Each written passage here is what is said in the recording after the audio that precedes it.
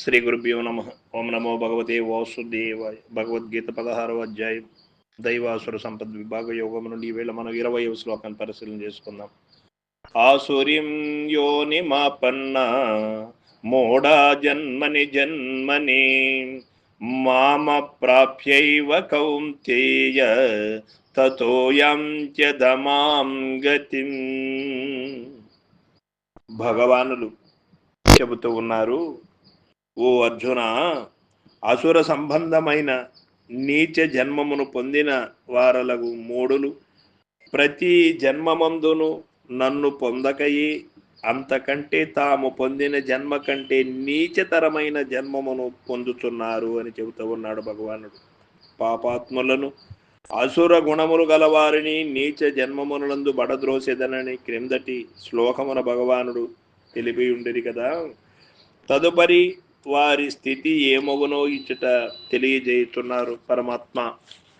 దుష్కర్మ ప్రభావము చే వారు భగవానుని పొందు సౌభాగ్యమును నోచుకొనలేక, ఆనందమును చెవి చూడలేక, తామెంతవరకు పొందియున్న హీన జన్మము కంటే ఇంకనూ హీనాతిహీనమైనటువంటి జన్మమును పొందుదురని ఇట వచింపబడినది.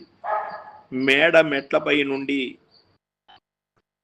క్రిందకు జారిన బంతి ఒక్కొక్క మెట్టు దిగజారి ఏ ప్రకారముగా క్రిందకు పడిపోవును ఆ ప్రకారమే వారు అధోగతి నొందుచుందురు అని చెబుతూ ఉన్నాడు.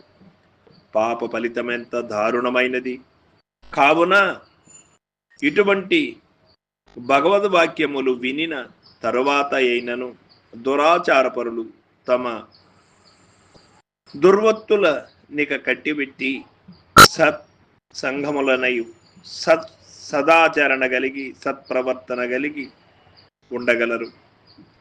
మామ ప్రాప్యవ, నన్ను పొందకయే అని చెప్పుట వలన వారికి దైవ ప్రాప్తి లేకపోగా ఇంకను హీనతరమైన జన్మము కలుగుతున్నదని భావము. కావున మనుజుడు హీన జన్మము నొందక యుండులాగునను దైవమును పొందులాగునను ఏకకాలముననే ప్రయత్నించవలను.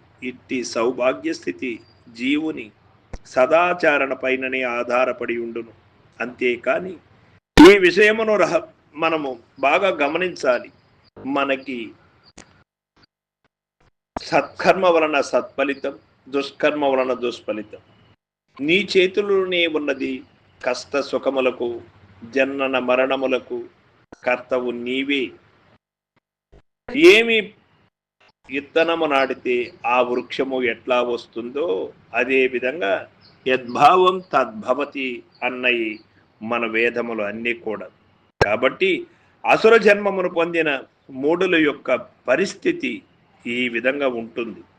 వారు పరమాత్మను పొందక తామెంతవరకు ఉన్నట్టి నీచ జన్మము కంటే ఇంకనూ నీచతరమగు జన్మమును పొందుచుందురు అని మనకు భగవానుడు తెలియచేస్తున్నాడు. కాబట్టి జీవుడు కడతేరుటకు మార్గమేమైనా ఉన్నదా అన్నప్పుడు అసుర సంపదను అనగా దుర్గుణములను, దురాచారములను పూర్తిగా విడనాడాలి.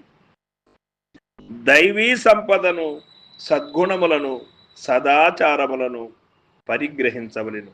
అప్పుడే మానవుడు మాధవుడుగా పరిణితి చెందగలడు.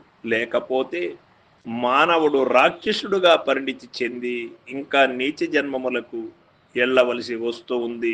దుష్కర్మ ప్రభావం వలన, సత్కర్మ ప్రభావం వలన మానవుడు ఉత్కృష్టమైనటువంటి మహదవత్వాన్ని కూడా పొందగలడు.